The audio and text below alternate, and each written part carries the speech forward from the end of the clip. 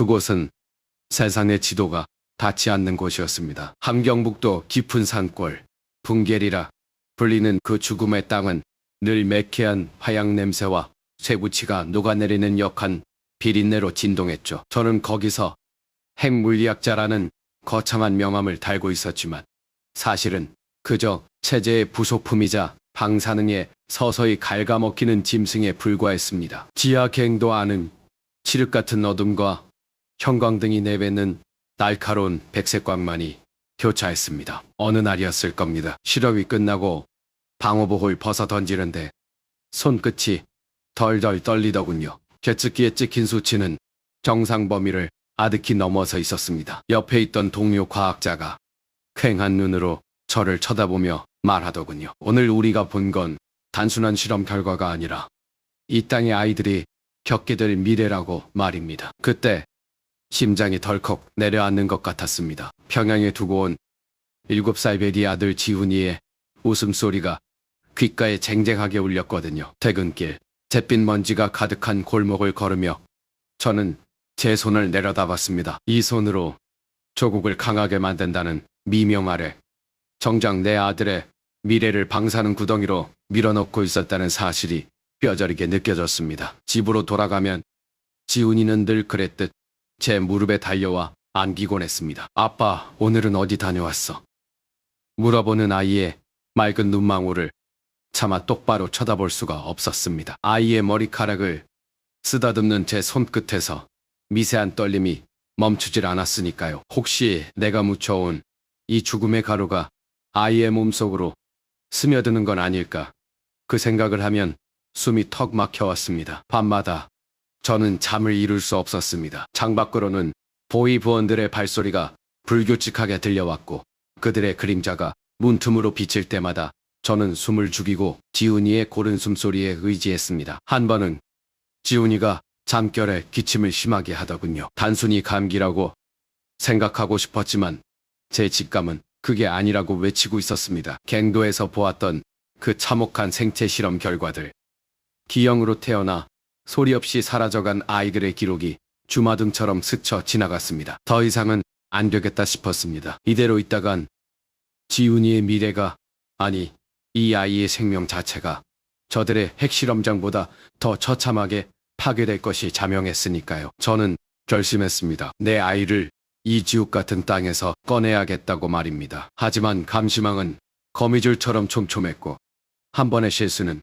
곧 죽음이었습니다. 저는 지훈이의 작은 손을 잡고 평소보다 조금 더 다정하게 저녁을 먹었습니다. 이게 마지막일지도 모른다는 생각에 숟가락을 드는 손이 자꾸만 헛돌더군요. 아이는 아무것도 모른 채 내일은 공원에 데려가 줄 거냐며 해맑게 웃었습니다. 저는 그 웃음을 가슴 깊이 새기며 억지로 입꼬리를 올렸습니다. 아빠는 내일, 아니 오늘 밤 아주 먼 곳으로 여행을 떠날 준비를 해야겠다고 다짐하며 옷장 깊숙이 숨겨두었던 낡은 배낭을 꺼내 들었습니다. 밖에서는 찬바람이 몰아치며 나뭇가지를 꺾는 소리가 들렸고 저는 그 소음을 틈타 창문을 열었습니다. 이제 뒤를 돌아볼 시간조차 없었습니다. 오직 지훈이의 손을 잡고 이 캄캄한 어둠을 뚫고 나가는 길만이 우리 부자가 살 길이라는 것을 저는 뼛속 깊이 깨닫고 있었습니다. 그날 장마당 뒷골목은 유난히도 숨이 막혔습니다. 낡은 천막 위로 쏟아지는 빗소리가 보위부 순찰대들의 군화 소리를 덮어주던 그 오후 저는 철진이의 손을 꽉 잡았습니다. 주머니 속엔 남조선에서 넘어온 비닐 포장된 드라마 테이프 하나가 들어있었지요. 그건 단순히 영상이 아니었습니다. 우리에겐 숨을 쉬게 하는 산소이자 발밑이 낭떠러지라는 걸 일깨워주는 공포 그 자체였습니다. 철진아, 이제 더는 못 살겠다. 넌 모르겠지만 저강 건너 세상은 우리가 상상하는 것보다 훨씬 넓어. 내 말뜻 알겠니? 철진이는 눈을 동그랗게 뜨고 사방을 두리번거렸습니다. 보위부 끈앞풀들이 득실거리는 이 동네에서 그런 말은 곧 죽음이라는 걸 누구보다 잘 아는 녀석이었거든요. 하지만 녀석의 눈동자에도 이미 흔들림이 일고 있었습니다. 굶주림에 퀭해진 우리 가족의 얼굴과 매일 아침 길가에 쓰러진 사람들을 보며 우리가 감각을 잃어가고 있다는 사실이 녀석을 움직이게 만든 겁니다. 우리는 암호를 만들기로 했습니다. 집안에서 대놓고 탈출 이야기를 할 수는 없으니까요. 벽에 붙은 김일성 부자의 사진 옆 곰팡이 핀 벽지를 손가락으로 툭툭 치며 우리는 농사 이야기인 척 대화를 나눴습니다. 밭에 잡초가 너무 무성해서 다 갈아엎어야겠다고 말하면 그건 국경을 넘을 준비를 하자는 뜻이었지요. 쌀독 바닥이 보인다는 말은 매물로 쓸 돈이 다 모였다는 신호였습니다. 밤이 되면 방 안의 공기는 얼음장처럼 차가워집니다. 어머니는 불도 못 떼고 얇은 이불 하나에 우리를 밀어 넣으셨죠. 그 어둠 속에서 어머니의 떨리는 손길이 제 뺨을 스칠 때마다 저는 심장이 터질 것 같았습니다. 윗집 사는 인민반장이 오늘따라 골목을 기웃거리는 발소리가 유독 크게 들렸거든요. 녀석들은 귀가 밝아요. 우리가 숨을 죽이고 있으면 그놈들은 벽에 귀를 대고 우리가 무슨 꿈을 꾸는지조차 엿보려는 듯 했지요. 지훈아, 정말 괜찮겠니? 우리가 떠나면 남은 사람들은 어떡하고? 어머니의 낮은 목소리가 귓가를 파고들었습니다. 저는 대답 대신 어머니의 거친 손을 꼭 쥐었습니다. 괜찮을 리가 없지요. 잡히면 공개 총살이고 운 좋게 살아남아도 가족들이 받는 고초는 말로 다 할 수 없으니까요. 하지만 아시겠습니까? 그곳에 머무르는 건 천천히 죽어가는 것이고 떠나는 건 살기 위해 죽음을 무릅쓰는 것뿐이라는 걸요. 철진이가 다음날 새벽 장마당에서 쇠붙이를 고치는 척하며 제게 다가와 귓속말을 남겼습니다. 이번 주 보이부 순찰 인원이 바뀐답니다. 야간 감시 초소에 구멍이 생길 거라는 뜻이지요. 그 짧은 문장 하나에 우리 세 가족의 목숨이 걸렸습니다. 저는 아무렇지 않은 표정으로 짐을 꾸리기 시작했습니다. 맑은 배낭 속에 고향의 흙 한 줌과 마지막 남은 옥수수 가루 한 줌을 넣었습니다. 밖에서는 여전히 보위부의 확성기가 체제선전 구호를 쏟아내고 있었지만 제 귀에는 오직 우리가 건너야 할 압록강의 차가운 물소리만이 환청처럼 들려오고 있었습니다. 이제 침묵은 끝났습니다. 우리가 선택한 길은 오직 앞을 향해 달리는 것, 뒤돌아보지 않고 어둠 속으로 스며드는 것 뿐이었습니다. 그날 밤 해산의 하늘은 유난히도 낮게 내려앉아 있었습니다. 달빛 한 점 없는 칠흑 같은 어둠이 우리 일가를 집어삼킬 듯 들이닥쳤지요. 연구소의 철문을 나설 때 제 심장이 갈비뼈를 뚫고 나올 것처럼 쿵쿵거렸던 그 소리를 아직도 잊을 수 없습니다. 아내의 손은 차갑게 식어 있었고 어린 아들은 영문도 모른 채 제 품 안에서 숨을 죽이고 있었지요. 몸속 깊숙이 엑스레이에도 걸리지 않게 특수 처리한 데이터 칩이 들어있다는 사실이 마치 시한폭탄을 품은 것 같아 발걸음 하나 떼기가 두려웠습니다. 보위 부원들의 순찰용 손전등 불빛이 멀리서 번뜩일 때마다 우리는 진흙투성이 도랑에 몸을 던졌습니다. 눅눅한 흙냄새와 썩은 풀냄새가 코를 찔렀지요. 숨소리조차 낼 수 없는 그 짧은 찰나에 저는 제 평생을 바친 연구소의 차가운 복도와 고향의 낡은 집을 떠올렸습니다. 아시겠습니까? 그곳을 떠난다는 것은 단순히 집을 나가는 게 아닙니다. 내 모든 뿌리를 잘라내고 죽음을 향해 스스로 걸어 들어가는 일이었죠. 하지만 아이의 미래를 생각하면 멈출 수가 없었습니다. 압록강 변으로 다가갈수록 강물 소리가 거칠게 들려왔습니다. 물비린내와 함께 습한 찬 공기가 뺨을 스쳤는데 그것이 마치 고향이 우리를 향해 내뱉는 마지막 경고처럼 느껴지더군요. 국경 경비대 조소에서는 끊임없이 무전기 소리가 흘러나왔고 개 짖는 소리가 들릴 때마다 아내는 제 옷자락을 꽉 움켜쥐었습니다. 우리는 서로의 눈을 바라보며 말없이 약속했습니다. 살아서 가야 한다. 살아서 저강 건너편의 빛을 봐야 한다고 말입니다. 강가에 도착했을 때 얼음장같이 차가운 강물이 발목을 적셨습니다. 저 건너편 중국 땅에 희미한 불빛이 보였습니다. 저 불빛이 자유를 상징하는 것인지 아니면 또 다른 지옥으로 들어가는 문인지는 알 수 없었지요. 그러나 한 가지는 분명했습니다. 등 뒤에 남겨둔 북한이라는 거대한 감옥은 더 이상 우리가 머물 곳이 아니라는 사실 말입니다. 저는 아내의 등을 떠밀며 속삭였습니다. 뒤돌아보지 말라고.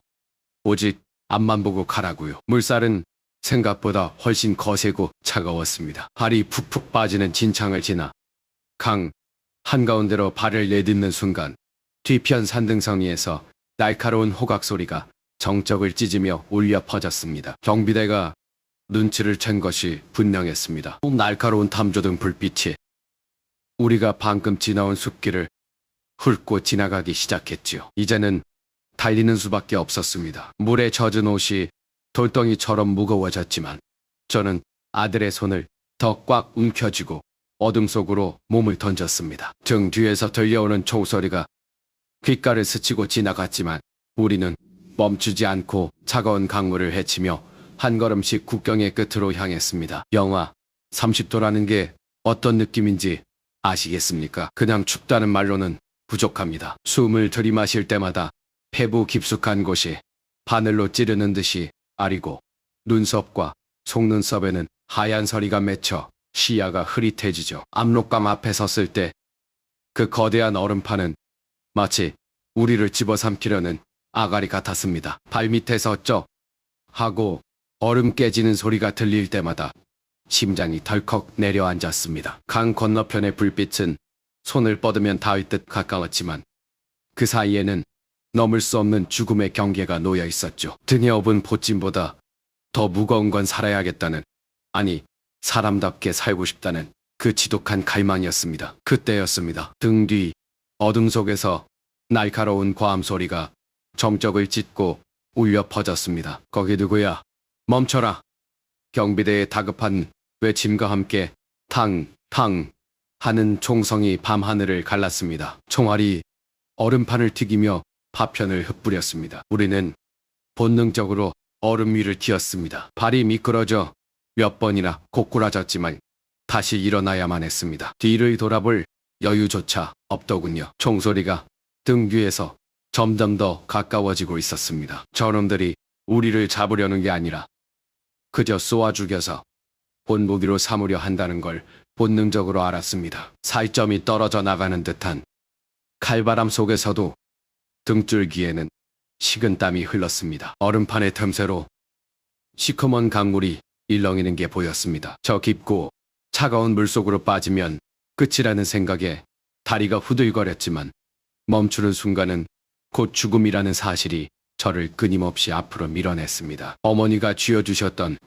낡은 손수건이 주머니 속에서 얼어붙어 딱딱해져 있었습니다. 고향집 안방 벽지에 배어있던 퀴퀴한 곰팡이 냄새, 어머니가 끓여주시던 옥수수죽의 구수한 향기가 그 찰나의 순간에 주마등처럼 스쳐 지나갔습니다. 다시는 돌아갈 수 없다는 걸 알면서도 그 기억이 저를 붙들고 있었습니다. 강 중반쯤 왔을까요? 갑자기 뒤편에서 밝은 서치라이트가 우리를 비췄습니다. 눈이 멀 것 같은 강한 빛이 얼음판 위를 훑고 지나갔습니다. 우리는 얼음 틈에 납작 엎드렸습니다. 숨소리조차 밖으로 새어나가지 않게 입을 틀어막고 바들바들 떨고 있었습니다. 경비대원들의 군화 소리가 얼음을 타고 진동처럼 전해져 왔습니다. 그들의 거친 욕설과 함께 저기 있다 라는 외침이 들리자마자 우리는 다시금 미친 듯이 달리기 시작했습니다. 뒤를 돌아보지 마라. 그저 앞만 보고 달려라. 마음속으로 수백 번을 되뇌었습니다. 중국 땅의 흙냄새가 코끝에 닿을 때까지 내 발밑의 얼음이 완전히 깨져 물속으로 가라앉기 전까지는 결코 멈출 수 없었습니다. 눈앞에 보이는 둑방이 마치 구원의 손길처럼 느껴졌습니다. 가슴이 터질 듯한 고통 속에서도 우리는 필사적으로 그 벼랑 끝을 향해 몸을 던졌습니다. 등 뒤에서 마지막으로 울린 총성이 얼음판을 강타하며 얼음 조각이 파편처럼 튀어올랐고 저는 중심을 잃은 채 비탈길 아래로 굴러떨어지고 말았습니다. 얼굴에 닿는 차가운 흙의 감촉이 비로소 우리가 강을 건넜음을 알려주고 있었습니다. 압록강의 얼음판을 건너오던 때의 그 서늘한 기운이 아직도 등줄기에 남아있는 것 같습니다. 발을 헛디디면 그대로 차가운 강물 아래로 빨려 들어갈 것만 같던 그 공포. 하지만 뒤를 돌아볼 여유조차 없었지요. 중국 땅을 밟았다는 안도감도 잠시 낯선 산등성이를 넘을 때마다 들려오는 바람 소리조차 보이부 놈들의 발자국 소리처럼 느껴졌습니다. 아시겠습니까? 등 뒤에 죽음의 그림자를 달고 달리는 기분이 어떤 것인지 말입니다. 어둠이 내려앉은 산길은 그야말로 짐승의 굴 같았습니다. 덤불에 옷이 찢기고 다리에서는 피가 배어나왔지만 우리는 멈출 수가 없었습니다. 그때 영희가 제 손을 꽉 잡으며 말하더군요. 저기 저 불빛, 저기가 우리가 숨을 곳이라고요. 멀리서 희미하게 번지는 마을의 불빛을 보는데 눈물이 앞을 가려 한참을 멍하니 서 있었습니다. 고향의 어머니가 차려주던 옥수수죽 냄새가 사무치게 그리워지는 순간이었지요. 하지만 감상에 젖어 있을 틈은 없었습니다. 뒤쪽 숲에서 누군가 횃불을 켜고 우리를 뒤쫓는 기척이 들려왔기 때문입니다. 영희는 참 대단한 여자였습니다. 겁에 질려 덜덜 떠는 저를 다독이더니 일부러 다른 방향으로 나뭇가지를 꺾어 흔적을 남기더군요. 그리고는 우리 둘은 거꾸로 흙을 덮어 발자국을 지으며 좁은 바위 틈으로 기어들어갔습니다. 숨소리조차 크게 낼 수 없는 그 좁고 습한 바위 틈에서 우리는 서로의 심장 박동 소리를 들으며 밤을 지새웠습니다. 밖에서는 놈들의 거친 욕설과 함께 쇠붙이 부딪히는 소리가 들려왔습니다. 놈들이 우리 바로 옆을 지나갈 때 제가 숨을 멈추느라 입술을 얼마나 세게 깨물었는지 피맛이 입안 가득 맴돌더군요. 공포라는 게 사람을 이렇게나 작게 만드는구나 싶었습니다. 저들이 지나가고 난 뒤 우리는 캄캄한 어둠 속에서 서로를 껴안고 한참을 울었습니다. 고향에 두고 온 자식들 생각, 다시는 돌아갈 수 없는 그곳에 대한 그리움이 복받쳐 올라왔지만 우리는 소리 죽여 흐느껴야만 했습니다. 여기서 잡히면 끝이라는 걸 너무나 잘 알고 있었으니까요. 새벽녘이 되자 영희가 젖은 머리카락을 쓸어 넘기며 저를 보더군요. 눈빛이 참 서늘하면서도 단단했습니다. 이제부터는 더 험한 길을 가야 한다고. 여기서 멈추면 우리는 그저 차가운 산짐승의 밥이 될 뿐이라고 말입니다. 저도 고개를 끄덕였습니다. 자유라는 게 저 멀리 보이는 국경 너머의 희망이라는 게 이렇게나 비싼 대가를 치러야 얻을 수 있는 것인지 그때는 미처 몰랐습니다. 우리는 다시 배낭을 고쳐 메고 덤불 속을 헤쳐나갔습니다. 신발 밑창은 이미 다 닳아버려 발바닥이 찢어지는 듯한 고통이 밀려왔지만 앞만 보고 달렸습니다. 추격대의 그림자는 여전히 우리 뒤를 끈질기게 쫓고 있었습니다. 산을 하나 넘으면 또 다른 산이 나타나고 강을 건너면 또 다른 늪이 기다리고 있었지요. 그래도 우리는 멈추지 않았습니다. 저 멀리 우리가 꿈꾸던 자유의 땅으로 가는 길목에서 낯선 트럭 한 대가 경적을 울리며 다가오고 있었습니다. 그것이 구원일지 아니면 또 다른 함정일지 알 수 없었지만 우리는 본능적으로 그 트럭을 향해 몸을 던졌습니다. 중국 선양의 밤은 참으로 고요하면서도 소름 끼치게 무서웠습니다. 창밖으로 들려오는 자동차 경적 소리 하나에도 우리 가족은 숨을 죽이고 바닥에 납작 엎드렸지요. 그 프로커라는 작자가 우리를 공안의 손에 넘기려 했다는 사실을 알았을 때 제 심장은 입 밖으로 튀어나올 것만 같았습니다. 믿었던 사람에게 뒤통수를 맞는다는 게 이런 기분인가 싶더군요. 죽음의 문턱까지 다녀온 셈이었죠. 우리가 몸을 숨긴 곳은 곰팡이 냄새가 진동하는 낡은 창고 구석이었습니다. 쥐새끼 한 마리 지나가는 소리에도 등줄기에 식은땀이 흘렀습니다. 아버지는 덜덜 떨리는 제 손을 꽉 잡으셨는데 그 투박하고 거친 손마디에서 묻어나던 온기가 지금도 생생합니다. 아버지는 낮은 목소리로 제게 말씀하셨지요. 여기서 잡히면 끝이라고. 그러니 절대로 눈물을 보여서도 소리를 내서도 안 된다고 말입니다. 창고 안은 한낮의 열기를 머금어 텁텁했고 먼지 구덩이 속에서 우리는 서로의 숨소리만을 길잡이 삼아 버텼습니다. 밖에서는 공안들이 순찰을 도는지 둔탁한 군화 소리가 주기적으로 들려왔습니다. 그 소리가 가까워질 때마다 어머니는 입술을 깨물며 눈을 감으셨죠. 고향에 두고 온 집, 따뜻한 밥 짓는 냄새가 나던 부엌, 그리고 먼저 떠난 동생의 얼굴이 자꾸만 떠올라 가슴이 미어터지는 것 같았습니다. 탈북의 길이라는 게 고작 이렇게 쥐 죽은 듯 숨어 지내며 짐승처럼 쫓기는 삶인가 싶어 허망하기도 했습니다. 하지만 우리는 포기할 수 없었습니다. 자유라는 말, 그 두 글자가 뭐라고 우리 가족을 이토록 척박한 땅으로 내몰았을까요? 저는 아버지의 손을 더 세게 쥐며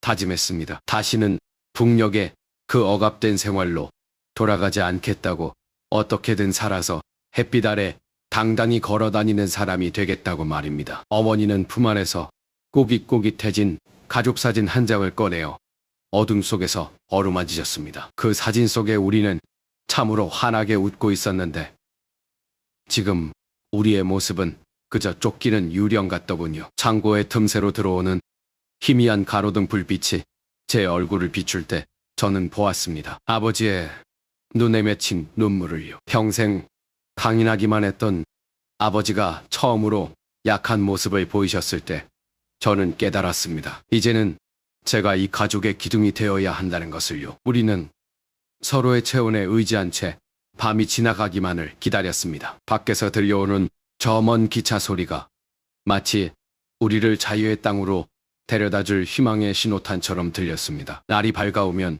또다시 정체 모를 어둠 속으로 발걸음을 옮겨야 합니다. 브로커가 배신을 했다면 그 다음은 누가 우리를 안내할지 알 수 없는 노릇이지요. 하지만 아시겠습니까? 등 뒤에 낭떠러지가 있으면 앞에는 반드시 길이 있다는 것을요. 우리 가족은 그 좁고 어두운 창고 안에서 비로소 하나가 되었습니다. 죽음보다 더한 공포가 우리를 애워싸고 있었지만 역설적이게도 그 공포가 우리를 더 단단하게 묶어주었습니다. 우리는 이제 서로의 눈빛만 봐도 무엇을 생각하는지 알 수 있게 되었죠. 이제 곧 동이 틀 것입니다. 그 빛이 우리를 어디로 인도할지, 혹은 또 어떤 시련이 우리를 기다리고 있을지 아무도 모르지만 적어도 우리는 오늘 밤을 살아남았고 내일을 꿈꿀 수 있는 기회를 얻었습니다. 창고 문틈으로 차가운 새벽 공기가 스며들기 시작했습니다. 이제 움직여야 할 시간입니다. 선양을 떠나오던 그날 밤, 트럭 짐칸에 덮인 낡은 천막 아래는 썩은 짐승 냄새와 매연으로 가득했습니다.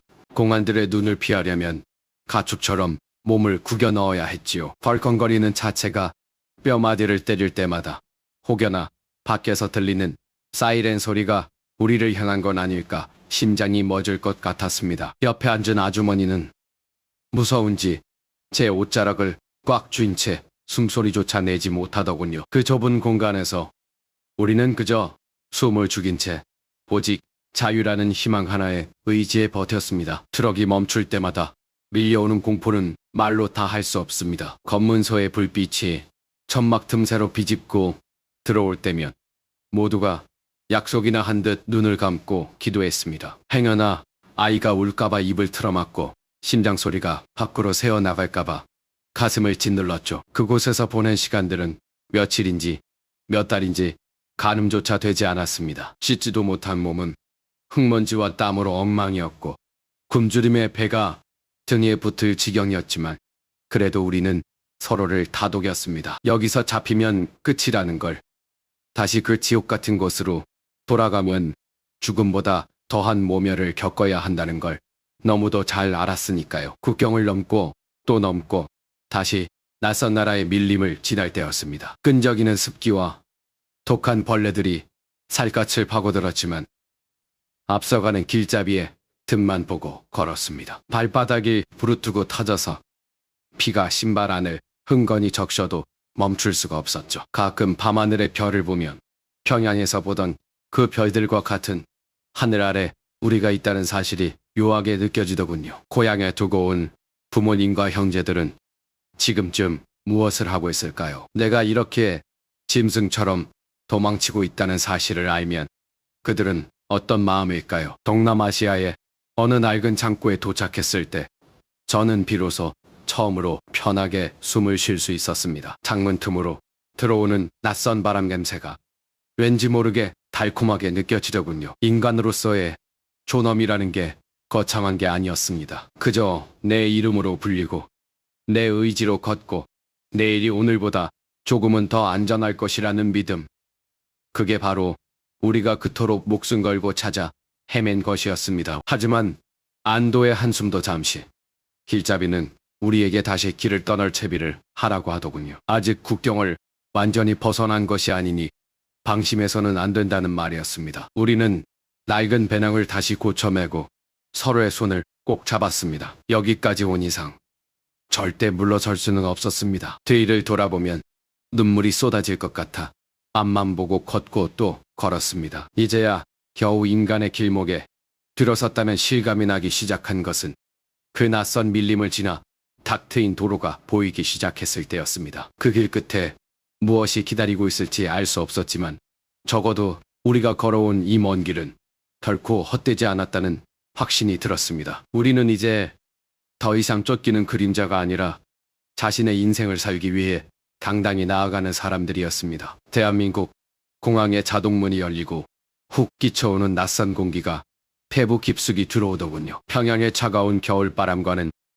전혀 다른 어딘가 달콤하면서도 묘하게 긴장된 냄새였습니다. 그 공기가 제 뺨을 스칠 때 비로소 깨달았습니다. 이제는 등 뒤에서 들려오는 발자국 소리에 심장이 덜컥 내려앉지 않아도 된다는 사실을 말입니다. 제 옆에는 흙먼지 묻은 옷을 입고 겁에 질려 있던 우리 아이들이 있었습니다. 국경을 넘을 때 보았던 그 매서운 눈보라, 등 뒤에서 들려오던 추격대의 고함 소리, 그리고 굶주림에 지쳐 압록강 얼음판 위를 기어가던 기억들이 주마등처럼 스쳐 지나갔습니다. 압록강의 그 얼음물은 살을 애는 듯이 차가웠지만 정작 우리를 더 떨게 만든 건 사람의 온기가 거세된 북한의 그 척박한 땅이었습니다. 서로의 손을 꼭 잡고 보이지 않는 적들과 싸우며 여기까지 왔는데 마침내 도착한 이곳은 거짓말처럼 평온했습니다. 공항 로비에 서서